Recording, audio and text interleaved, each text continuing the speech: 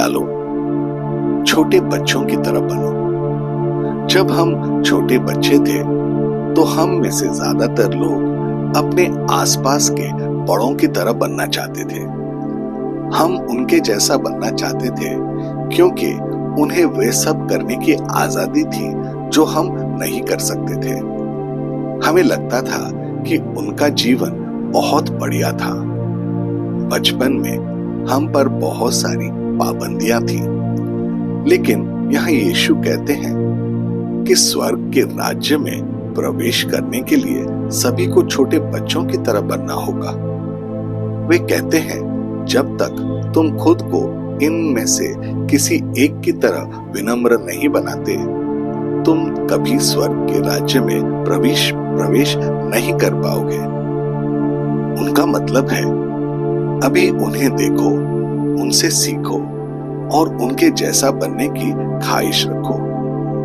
जिस दुनिया में हम रहते हैं उसमें हम में से ज्यादातर लोग इस बात से परेशान रहते हैं कि लोग हमारे बारे में क्या सोचते हैं। हम चाहते हैं कि हर कोई हमारे बारे में अच्छा सोचे और ज्यादातर समय हम दूसरों पर प्रभाव डालने के लिए दो मुंहे हो जाते हैं। एक मुस्कुराते हुए बच्चे को देखते ही हमें खुशी, मासूमियत और भरोसे का एहसास होता है, क्योंकि कई मायनों में उनके मन और दिल को दुनिया के सामने कठोर होने का समय नहीं मिला है। कई बार बच्चों को गंभीरता से नहीं लिया जाता, और खास करके तब जब ये वचन लिखे गए थे। मत्ती के 18वें अध्याय उसके 3 और 4 पद को देखते हैं। और कहा, मैं तुमसे सच कहता हूं, यदि तुम न फिरो और बालकों के समान न बनो तो स्वर्ग के राज्य में प्रवेश करने नहीं पाओगे। जो कोई अपने आप को इस बालक के समान छोटा करेगा वह स्वर्ग के राज्य में बड़ा होगा। यीशु ने हमें छोटे बच्चों की तरह बनने के लिए क्यों कहा? कई अवसरों पर यीशु ने विनम्र और भरोसेमंद रवैये को संदर्भित करने के लिए बच्चों जैसा शब्द का इस्तेमाल किया। बच्चों में कई चीजें सराहनीय होती हैं, जिसकी मासूमियत, ईमानदारी, सादगी इत्यादि होती हैं। लेकिन यीशु हमें बताते हैं कि विनम्रता वह बच्चों जैसा गुण है जो हमें राज्य में महान बनाने के लिए होना चाहिए। वे आपके बातों पर सवाल नहीं उठाते।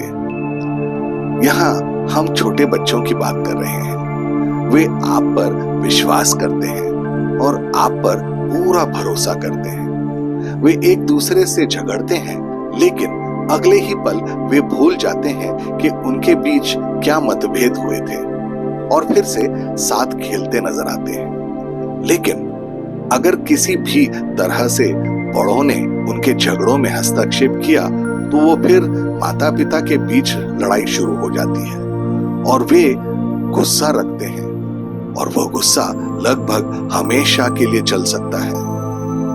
यही वह बात है जिसका यीशु मतलब निकाल रहे हैं जब वह कहते हैं बदलो और छोटे बच्चों की तरह बनो और बच्चों की तरह दीन बनो। जब हम परमेश्वर के सामने खुद को नम्र करते हैं तो हम भजनकार की तरह पुकारते हैं। भजन संहिता उसका 119 उसका 33 और 34वां पद। हे यहोवा, मुझे अपनी विधियों का मार्ग दिखा दे, तब मैं उसे अंत तक पकड़े रखूंगा।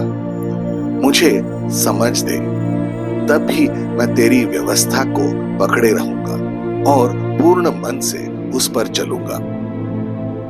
यीशु हमें नम्र होना सिखा रहे हैं। क्या हम उनसे सीखेंगे? क्या हम बच्चों की तरह बनेंगे? आइए प्रार्थना करें। प्रिय प्रभु यीशु, आप लगभग बच्चों की तरह नम्र और विनम्र हैं। हमें आपके सामने खुद को नम्र बनाकर आप पर अधिक से अधिक भरोसा करना सिखाकर फिर से छोटे बच्चों की तरह बनने में मदद करें। मुझे अपने व्यवहार में बच्चों जैसा होने का सार कभी समझ में नहीं आया, जब तक मैंने आपके वचन पर ध्यान नहीं दिया और यह नहीं सीखा कि आपके राज्य में एक बच्चे की तरह होना क्या होता है। मुझे निस्वार्थ और आज्ञाकारी बनने के लिए आपके निर्देशों के लिए धन्यवाद प्रभु। मुझे एहसास है कि आपने अपनी बात रखने के लिए बच्चों जो शब्द है उसका इस्तेमाल क्यों किया, कि बच्चे प्यार की भाषा समझते हैं और आपको समझने के लिए जो प्यार के प्रतीक हैं, हमें बच्चों जैसा मानसिकता रखना होगा। निर्देश के लिए धन्यवाद प्रभु। यीशु, आपके अनमोल नाम में हम ये प्रार्थना करते हैं। आमीन और आमीन। अपने दिन की शुरुआत प्रभु यीशु से करें। सब्सक्राइब कीजिए, नोटिफिकेशंस ऑन रखिए और ये दैनिक भक्ति आपको रोज मिलेगी। धन्यवाद।